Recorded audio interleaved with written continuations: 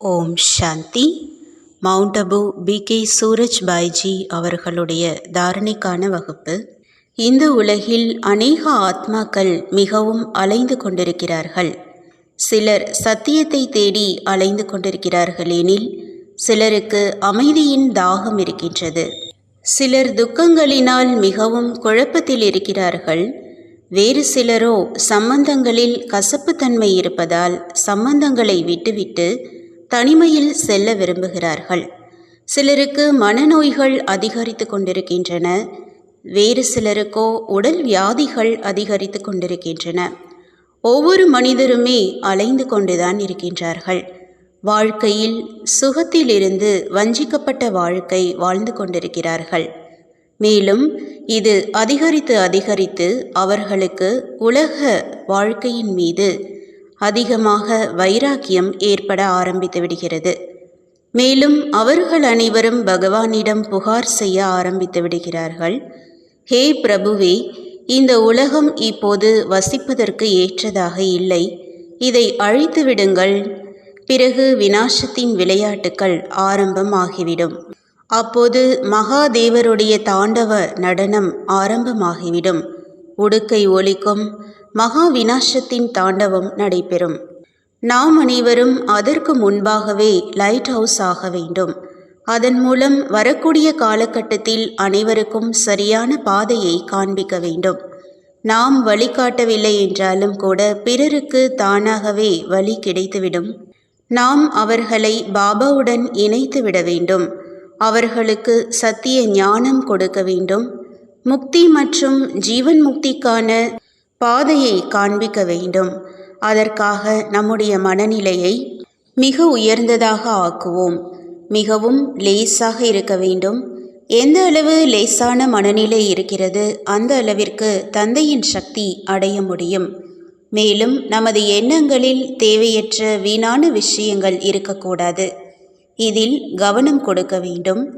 ஏனெனில் நமது எண்ணங்கள் மிகவும் மகத்துவம் வாய்ந்தவையாகும். நமது எண்ணங்கள் தான் நமது மனநிலையை உருவாக்குகின்றன. எந்த அளவிற்கு உயர்ந்த சக்தி வாய்ந்த எண்ணங்கள் இருக்குமோ, அந்த அளவிற்கு நமது மனநிலையும் மிக அழகாக உருவாகி கொண்டே செல்லும். நம் மனநிலையின் மீது அதிக கவனம் கொடுக்க வேண்டும். இது மிகவும் முக்கியமாகும். அனைத்திலும் மிகவும் விலைமதிக்க முடியாதது எனது மிக உயர்ந்த மனநிலை ஆகும். மற்ற அனைத்து விஷயங்களும் இதற்கு முன்பு ஒன்றுமே இல்லை. எந்த ஒரு விலை கொடுத்தாலும் நாம் நம்முடைய மிக உயர்ந்த மனநிலையை இழந்துவிடக்கூடாது. அப்போது எனது பிரகாசம் நாளுக்கு நாள் அதிகரித்து கொண்டே செல்லும். நாம் லைட் ஹவுஸ் ஆகிவிடலாம். கூடவே லைட் ஹவுஸ் ஆகுவதற்காக யோக பலத்தின் கூடவே நாம் மிகவும் அதிக தூய்மையாகவும் ஆக வேண்டும். அப்போது நமது உணர்வுகளும் கூட அனைவருக்காகவும் உயர்ந்ததாக இருக்க வேண்டும். மேலும் நமது மனதில் விகாரத்தின் எந்த புயலும் எழக்கூடாது. எந்த ஒரு ஆத்மா முழுமையாக நிர்விகாரி ஆகிறாரோ அவர்தான் அனைவரையும் விட அதிக சக்திசாலியான பிரகாசமான லைட் ஹவுஸ் ஆகிவிடுகிறார். மேலும் அவர்கள் மூலம் முழு உலகிற்கும் வழி தென்பட ஆரம்பிக்கின்றது. வெளிச்சம் கிடைக்கின்றது. நாம் இந்த காரியங்களையே செய்ய வேண்டும். தனது மனநிலையை லைட் ஹவுஸ் ஆக்க வேண்டும். ஒவ்வொரு விஷயத்தையும் லேசாக எடுத்துக்கொள்ளுங்கள்.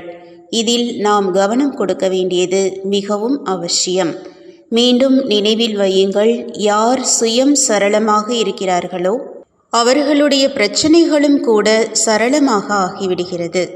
அவர்களுடைய நோய்களும் லேசாகிவிடும். அவர்களுடைய சன்ஸ்காரமும் சரளமாகிவிடுகிறது.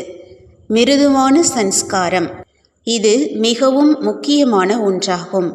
யாருடைய சன்ஸ்காரம் மிருதுவாக இருக்கிறதோ அவர்கள் வீணானது செல்ல மாட்டார்கள். அவர்களுக்குள் சக்திகள் சேமிப்பாகி இருக்கின்றன. அவர்களின் பிரகாசம் குறைவதில்லை. அப்படி இல்லை என்றால் பேட்டரி டிஸ்சார்ஜ் ஆகி லைட் டிம் ஆகிவிடுகிறது.